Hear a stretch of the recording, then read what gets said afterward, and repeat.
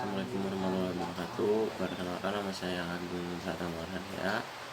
Dan video ini saya upload untuk memenuhi tugas kuliah saya, yaitu dari ekonomi manajerial tentang contoh kasus permintaan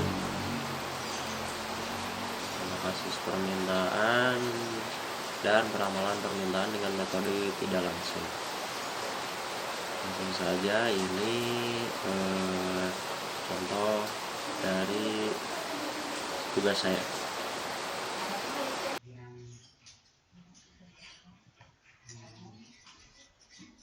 Nah, ini tugas saya dari ekonomi manajerial tentang penaksiran dan peramalan fungsi permintaan dengan teknik riset pasar dan analisis statistiknya dengan metode tidak langsung. Langsung saja, untuk contoh kasusnya saya ngambil produk roti. Nah, ini contoh kasus penaksiran fungsi permintaan dan peramalan permintaan dengan metode tidak langsung. Di sini data penjualan produk roti di perusahaan XYZ dari tahun 2014 sampai 2021 dengan harga 12.000, jumlah 200, dan pada tahun 2015 jumlah 250 dengan harga 11.000 dan seterusnya. Sampai tahun 2021 dengan harga 5.000, jumlahnya 550. Dan ini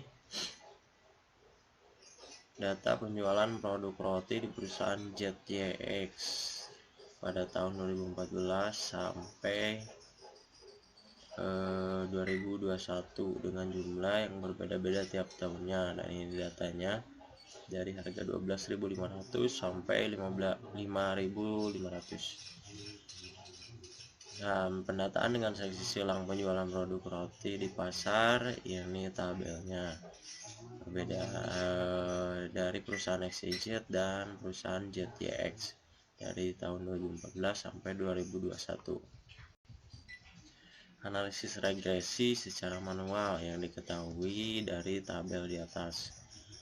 Hitung analisis regresi data penjualan produk roti perusahaan XYZ dan perusahaan ZYX, baik menggunakan data runtut waktu dan data seksi silang dengan rumus X sigma X per N. Nah, ini untuk menentukan X dari sigma X per N, dan sigma X tadi 72.000 ya dibagi 8 sama dengan 9.000. Untuk menentukan A, Y kurangi BX. Dari data di atas, Y nya 325 dikurangi 0,05 kali 9.000, maka hasilnya 775. Berdasarkan pada perhitungan di atas, maka dapat diketahui fungsi permintaannya adalah Y sama dengan 775 dikurangi 0,05X, atau Q sama dengan 775 dikurangi 0,5X. Data gabungan dari perusahaan XYZ dan perusahaan ZYX. Apa ini hasilnya? Dari mulai harga 12.000 tahun 2014 sampai 2021. X nya X kuadratnya dan sampai Y kuadratnya.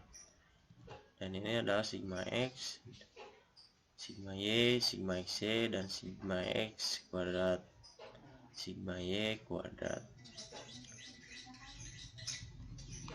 Nah, ini untuk menentukan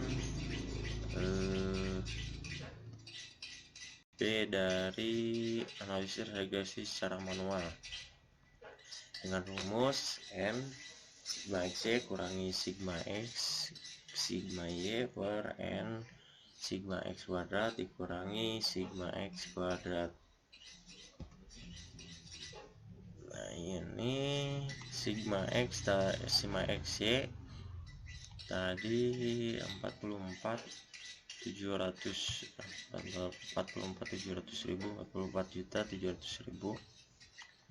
dan sigma X dari sigma Y. Sigma X nya 140.000, sigma Y nya 5.600 diper sigma X kuadrat.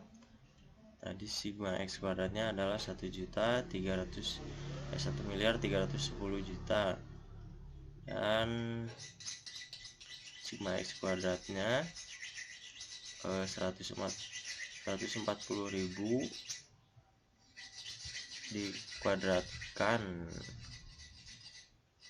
Nah, ini hasilnya 0,05 untuk penentuan B.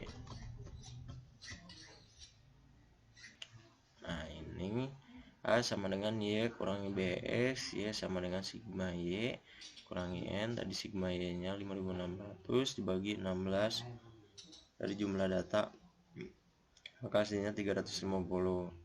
Dan X sama dengan sigma X per N sama dengan 140.000 dibagi 16, hasilnya 8.750. Dan A sama dengan Y kurangi BX,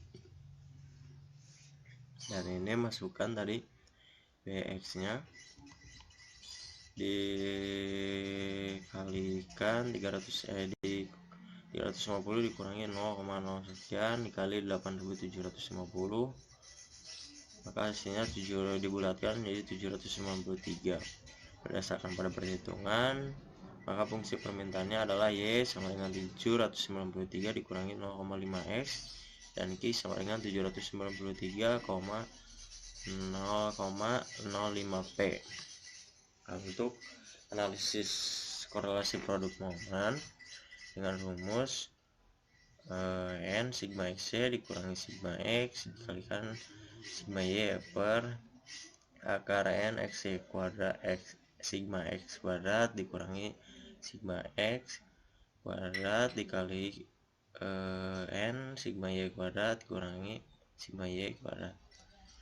Maka tadi yang hasil di atas masukkan ke dalam rumus ini. Dan analisis korelasi produk momen ini hasilnya negatif 0,994. Maka di analisis korelasi produk momen ini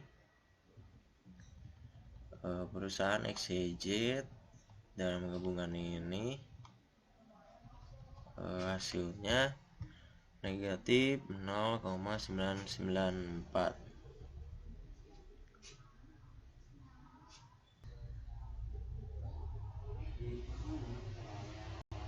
Ini datanya dengan mulai dari N sampai dengan Y kuadrat sampai dengan sigma Y kuadrat dengan rumus seperti tadi. Untuk kolom B sama dengan N sigma XY dikurangi sigma X sigma Y per N sigma X kuadrat kurangi sigma X kuadrat. Nah, ini hasilnya 0,05 dari tabel di atas, ya masukin kepada rumus ini. Dan untuk A yaitu Y kurangi BX, penentuan untuk Y nya sigma Y per N. Tadi sigma Y nya 3000, sigma nya 3000 per N yaitu 8, ya tabelnya ada 8, datanya ada 8. Hasilnya 375 sigma X per N. Untuk menentukan X yaitu sigma X nya tadi 68.000 dibagi 8 sama dengan 8.500, maka A sama dengan Y kurangi BX yaitu Y nya tadi 375 dikurangi 0,05 kali 8.500, maka hasilnya 800. Berdasarkan perhitungan di atas, maka dapat diketahui fungsi permintaannya adalah Y 800 kurangi 0,5X atau Q sama dengan 800 dikurangi 0,05P. Ini untuk data perusahaan ZYX. ini datanya, dan sama rumusnya tadi. B untuk menentukan B, N sigma X dikurangi sigma X sigma Y per N sigma X kuadrat dikurangi sigma X kuadrat. Maka ini hasilnya negatif 0,05. Sama untuk menentukan A, yaitu Y kurang BX, tentukan dulu Y nya dengan rumus sigma Y per N. Tadi Y nya 2600 dibagi 8, N nya sesuai data yang di tabel. Maka hasilnya Y sama dengan 325. Dan koefisien determinasi dengan rumus R2 sama dengan N sigma X dikurangi sigma X sigma Y per akar N sigma X kuadrat dikurangi sigma X kuadrat dikalikan N sigma Y kuadrat dikurangi sigma Y kuadrat. Untuk perusahaan XYZ tadi masukkan data di atas ke rumus ini ya, dengan hasil R2 nya yaitu untuk perusahaan XYZ yaitu 1. Proporsi penjelasan dengan pengaruh harga produk roti terhadap permintaan roti pada perusahaan XYZ dapat dijelaskan sebesar 100%. Untuk perusahaan ZYE untuk koefisien determinasinya sama rumusnya, masukkan data tabel tadi yang di atas di sini dengan rumus R2 yang tadi sama dengan perusahaan XYZ dengan hasil R2 nya yaitu 1 sama. Data gabungan untuk perusahaan XYZ dan ZYE dengan R2 rumus sama N X sigma XY kurangi X sigma X sigma Y per akar N sigma X kuadrat dikurangi sigma X kuadrat, N sigma Y kuadrat dikurangi sigma Y kuadrat. Nah ini dari data tabel yang di atas dengan hasil untuk gabungan perusahaan XYZ dan ZYE 0,989. Maka proporsi penjelasan pengaruh harga produk roti terhadap permintaan roti di pasar dapat dijelaskan 98,9%, sedangkan 1,1% dijelaskan faktor lain.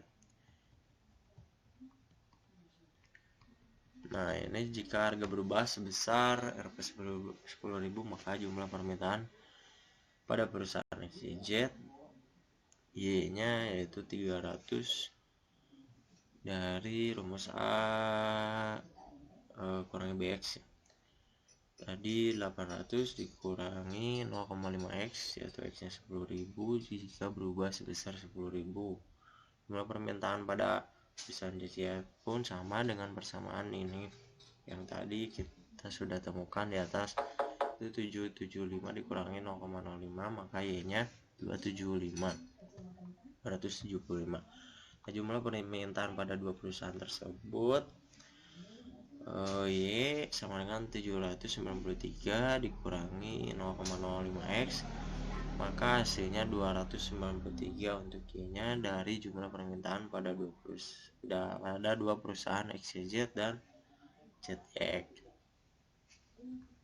Nah itu tadi contoh kasus dari fungsi permintaan dan peramalan permintaan pada suatu produk dari tugas saya, dan semoga bermanfaat dengan video ini.